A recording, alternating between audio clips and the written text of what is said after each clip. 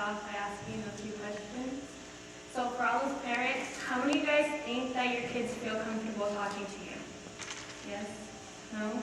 Do you guys think your kids feel comfortable? Okay. And how many of your kids don't really feel comfortable talking to their parents? Yeah? And is it because they don't understand you, or they just turn it into some lecture that you just don't really want to listen to?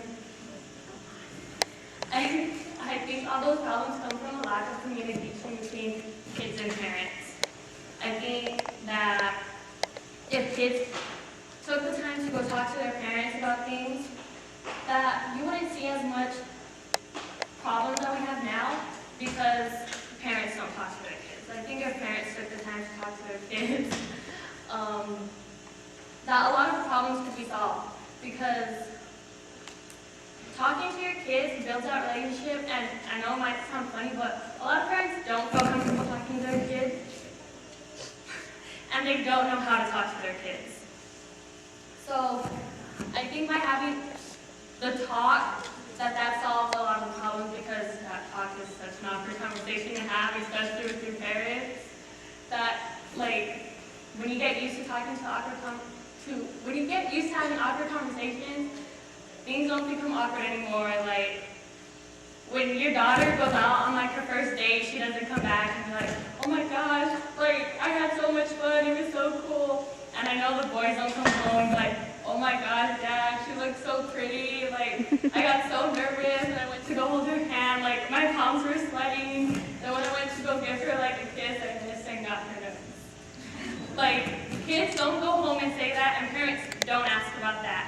When kids go out, parents just go so, did you have fun? Was the movie good? Did you enjoy it? And then that's the end of that. So, my research for this talk, I interviewed my friend, and I just started off asking him if he was close to his parents, and he said yeah, and then I just asked him if they ever have the talk, and he said yeah, they have it a lot, and that it's not really awkward anymore because he's so used to having that talk with his parents. So then I asked him, I was like, you don't need to tell me, but if you think you feel comfortable talking to your parents if you ever got sexually abused, how do you think that would go? And he just kind of stared at me for a little bit, and he took a deep breath, and he's like, well, I did get sexually abused when I was younger. He's like, and I did tell my parents about it. I didn't hesitate too much, and I told them, and they talked me through it, and they said it would be okay. They said it wasn't my fault, and that things like that shouldn't happen. And then I talked to another girl, and she also got sexually abused when she was younger, but she didn't tell her parents. So when her parents found out, they sat her down and they're like, look, we know what happened. It's not your fault. You can tell us about it. And she didn't say anything. She just told them it never happened. She never got abused by anybody. I don't know where you got that from. That never happened to me. It wasn't until she got older when she finally came out and said, okay, yes, that happened. I got abused when I was younger.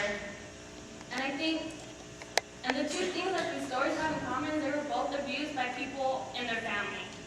People who are supposed to care for them and look out for them and have the best interest in them, but they didn't. And I think that could have been avoided if parents took the time to talk to their kids and said, hey, look, these are the signs, watch out for this. They're kind of creepy, just be careful when you're around them. And I think that could have been prevented for these two kids if their parents talked to them. And most parents are no, I'm not telling my kid about that, they're innocent. He hasn't brought home the first girlfriend, we don't need to talk. She hasn't brought home the first boyfriend, we don't have to have that talk yet. And I don't think parents should hold off on having that talk. Because according to Planned Parenthood, parents should start talking to their kids when they first start understanding the concept, and when they're younger, so they don't get older and kind of have no clue because their parents don't talk to them.